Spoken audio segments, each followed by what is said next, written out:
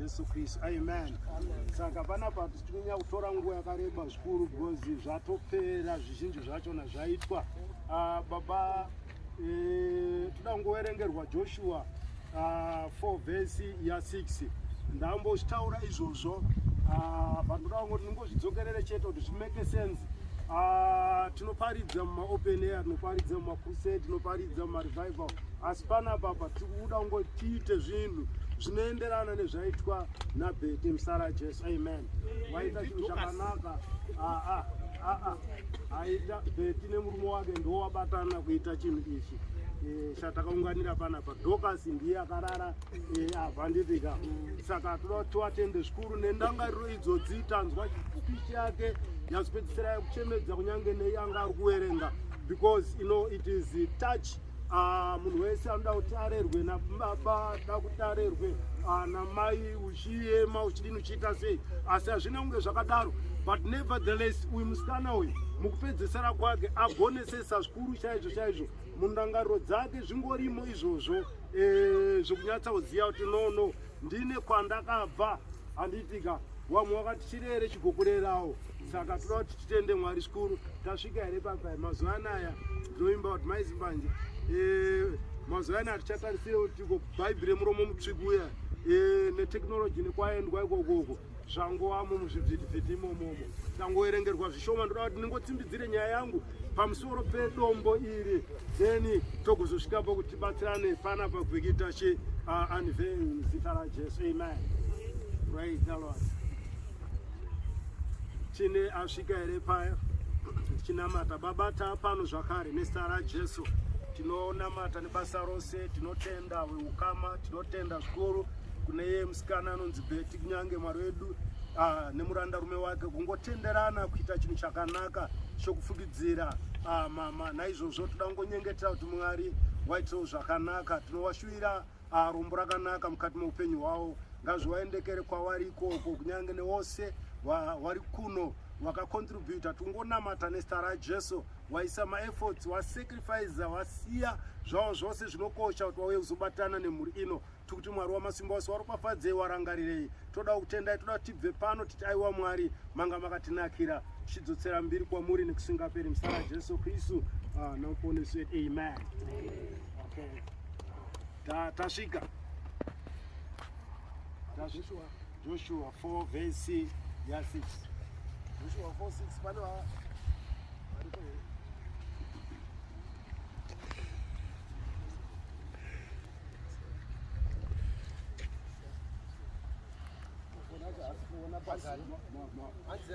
Joshua 4 nezuva. Yes, ndinotenda mukoma wangu wane magirazi because wari verse 4 verse 6 yes.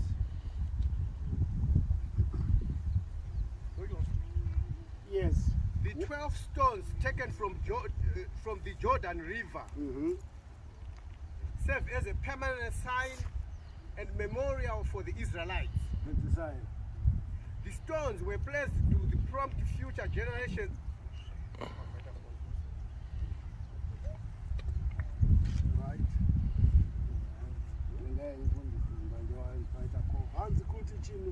kuti chinhu ichi chive chiratidzo pakati penyu, kuti chinhu ichi chive chiratidzo kana vanhu vakabvunza kuti ibwe iri nderei kana kuti dombo ndereiri, kuti kana vana venyu vachizobvunza pashure vachiti, kana vana venyu vakazobvunza pashure vachiti mabwe awa anoti kudini, mabwe aya anomborivi anombomirire chiko aya, imi muti kwavari nokuti mvura yaJorodhani yakagurwa pamberi peareka yesungano. Dorcas akagurwa pamberi paJorodhani kana kuti peareka muzita raJesu. Amen.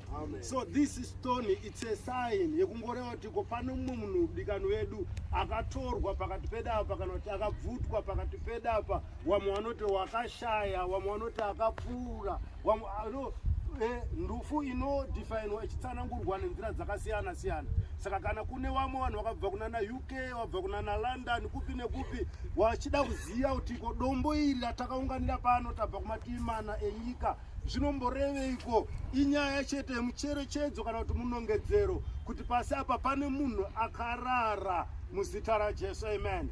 Ashimirira hwamanda paipa ndambotaura ndichiti nini wadikani ngatizivei Mwari, ngatizivei Jesu, ngatigamuchirei Kristu samambo nacho namuponesi wedu. Uchaona kutiko nhamo yako ichange iri nhamo inenge ine integrity, inenge ine kachiremero kachinenge kainayo nokuburikidza nezvizvi zvatiri kuona izvi. Kana aripo panapa usina wakambogadzirisa wape hanzvadzi yako, usina kumbogadzirisa ibvi runyange pakarara sekuru, pakarara mai, kana kuti ngatiteedzerei zvaitwa nemusikana wemusara raJesu. Amen.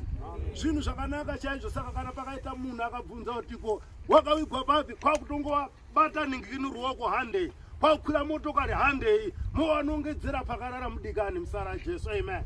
So inzira kana kuti isaini kungoonesa chete kuti pane munhu uwete apa wadikani, hazvimbofa zvakapfudzika.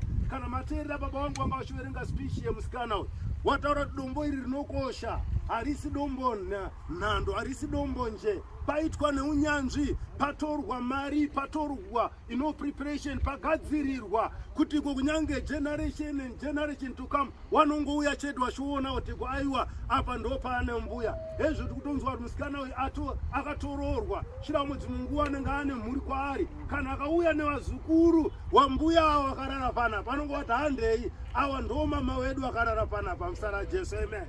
Ndo zvazvinongoreva. Saka ngatiitirei madanha hama dzangu. Hazvina mhosva kuti sometimes makararama mukupiringishana because dzemudanga dzinomborwa, handii ndizvozve.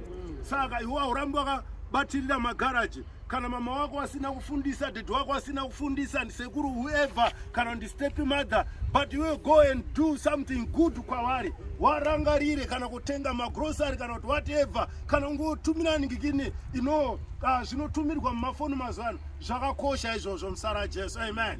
Saka ngatimuombirire baba namai watigadzirira dombo iri musara raJesu. Murume muridzo, aiwa, tine murume wake wakafurirana chinhu chakanaka, wagonesesa tikutiko makorokoto nokuita nenzira yakadai. Pano ndati nini, hakusi kuchema, inonzi memorial service, kungorangarira chete mundangariro kuti akambenge tine munhu wakadai. Ava vasikana ava varangarira kuti nono ndine kwandakabva. Haleluya. Ndo paya panopinda shona kuti chirere chigokurera paya. Hezvo zvazomeka sense nhasi musara raJesu. Amen. So Mwari wekudenga ngatiropafadza tiite zvakanaka. Handinzwe kuendera mberi pandaida kungoti ningoyeushidza hama neshamwari waya vanoti kuisa dombo vanofunga kuti zvokurasika, kuisa dombo vanofunga kuti tikurovabira. Pana tikurovabira, ndokusaka tavhura vhesi, ndokusaka zvinhu zviri kungoflowa, tukiisa munamato tichingonyengetera. Inonzi memorial service musara raJesu. Amen. Tichingorangarira mukurarama kwatakaita nawo panyika, mukugara kwatakaita nawo panyika, mumazuva wakaitawo washandira Mwari anzi wanga wasingarobvi kuchechi. Saka ngatitorei mucherechedzo iwoyi tizviapply kunyange kufamily kwatinobva iko kumusara raJesu. Amen. Nekuda kwemashoko iwawa regai daidze anova ndiye akanga ari mukosheri wevana iwawa. Tazvinzwa zvitaurwa pano, wauye wataure mashoko, then mukupedzisira tozokuudzai zvinoteerana musara raJesu. Amen.